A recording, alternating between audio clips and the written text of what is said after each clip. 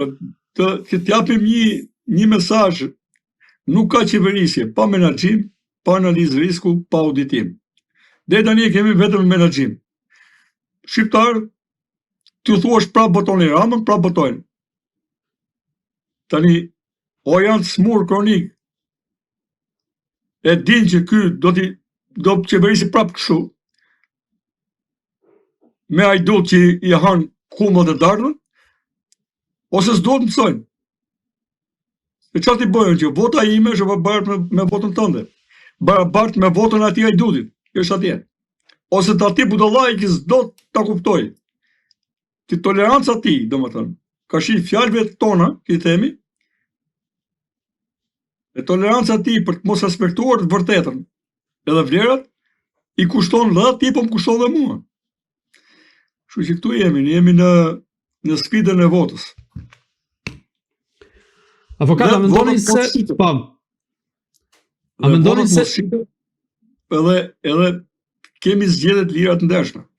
Se aty fillon çdo gjë. Nuk ka zgjedhje të lira të ndershme në Shqipëri. Zgjedhjet i vjedhin kush ka para. I majnë, i blejnë. Ta blesh votën është korrupsion, shumë i rënd, korrupsion i cili garanton të gjitha korrupsionet e tjera. Po bardhë. A mendoni se gjykata e posaçme mori këtë vendim për pezullimin nga detyra të Belinda Ballukut në mënyrë që kjo e fundit të mos prishte provat sa i përket dosjes për të cilën është marrë pa ndehur? Jo, nuk e mendoj, kjo është dhënë atje. Është dhënë arsyetim, sot ka dalë. Dhe nuk ka mundësi të jepen masa të tilla pa shoqëruar me këtë kërkesë ligjore. Nga neni 227 e më poshtë, jepen është dhënë ky arsyetim. Ku fillojnë masat shtrënguese dhe masat e arrestit. Edhe masat ndaluese. Aty është dhënë një nga pikat pse është kërkuar, arsyet është kjo. Duke u referuar konferencës që zhvilloi sot kryeministri Edi Rama së bashku me komisioner për zgjerimin Marta Kos, ju si e lexuat, është një përpjekje për të marrë në mbrojtje Belinda Ballukun dhe deri ku mund të shkojë, apo ishte thjesht një justifikim sepse s'pa ka arritur deri aty sa Edi Rama është i gjendur me shpatulla pas murit? Nuk di çfarë ka thënë Kosi e çfarë Rama, nuk jam marrë me Kosi sot, kam pi vetëm i gotë qumësh në bjesë dhe kam qenë në spital se kam pasi problem. Edhe nuk di të them tani. Të shkuar. Punët tu janë bërë vllall, kështu që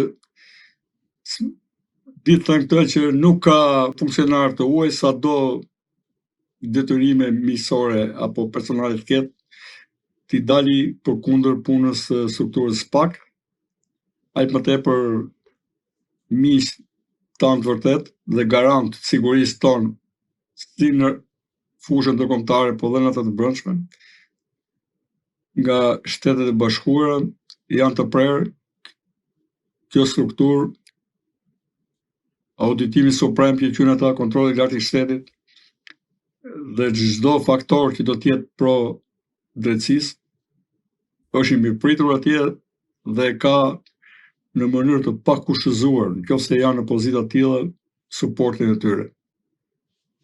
Lexoni mirë vizitën që u bë me prokurorin e çështjes nga zëvendës ndihmës sekretari amerikan i shtetit. Besoj ata që janë hall e dinë ata, po aq sa di dhe unë, arsyen e kësaj vizite.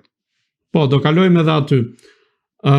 Ditën e shtunë, në orën 9 të mëngjesit, Belinda Balluku dhe pandehurit e tjerë do të thirren në gjykatën e posaçme, ku do të merren në pyetje dhe do të bëhen edhe të ditura masat e sigurisë që do të caktohen në këtë rast. Ju si e shikoni vendimin që mund të jap nesër gjykata e posaçme? A do të jetë shumë përcaktues për fatin e Belinda Ballukut, apo tashmë çështja do të hyjë në kalendat greke, pra po themi thonjza sa i përket gjykatës kushtetuese? Sado që gjykata kushtetuese nuk është zgjedhur nga populli, siç duhet zgjedhur.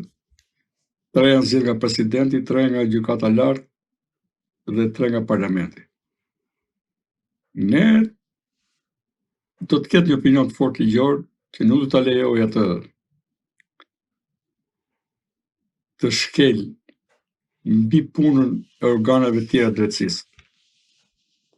Pra drejtësia do të vi duke u forcuar dhe kjo punë nuk do të zgjatet për jetë. Faleminderit Zotit, miq tan amerikanë, suportuesi më të mëdhenj dhe ata që ideuan, le të thonë ta që sollën në drejtësinë, se nuk e kanë sjellë ta fare. Ata që janë garant të kësaj reforme, pavarësisht që rvonuar, nuk do të lejojnë që një pjesë e sistemit drejtësisë të bëj punën ditën dhe ta prishë një pjesë tjetër natën. Këtu jemi edhe si opinionist për të mos lënë, domethënë, të bëjnë hapa pas, boll jemi vonuar. Deri tani jemi vonuar dhe është profil të ndikimit palishëm të ekzekutivit që ka pushtuar çdo pushtet, që me retorik boshe thot jemi ne ata që kemi gradat e vendosjes drejtësisë.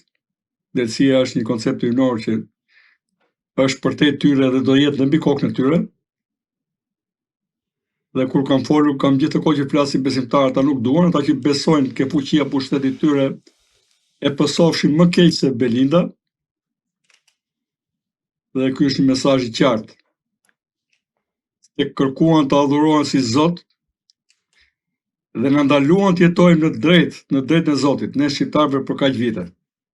Të rinë urt atje dhe t'i bindën drejtësisë, mos na dërdëllisin shumë, se me hir o me pa hir drejtësia e Shqipërisë do vendoset e të presin se ka akoma. Se kur më dalin këto mblefe tani nuk i mbaj dot më, domethënë. Të rinë urt e ta qepin gojën bile. I kemi duruar shumë.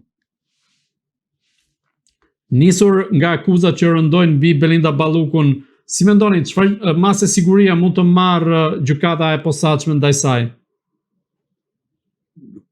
Nuk e din, kjo se organi akuzës, ma siguri besoj do të rinë fuqi këto. Nuk e di tani, nuk e paragjykoj.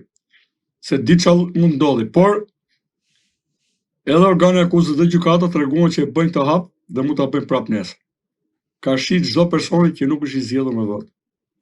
Tani, këto janë rregullat e lojës, të bëjnë pazar, ta dinë mirë që mund të ndodhen para kësaj mase. Ndërkohë, unë mendoj që do të jenë në vazhdim të kësaj mase. Megjithatë, s'është çudi që do të ketë ndryshim.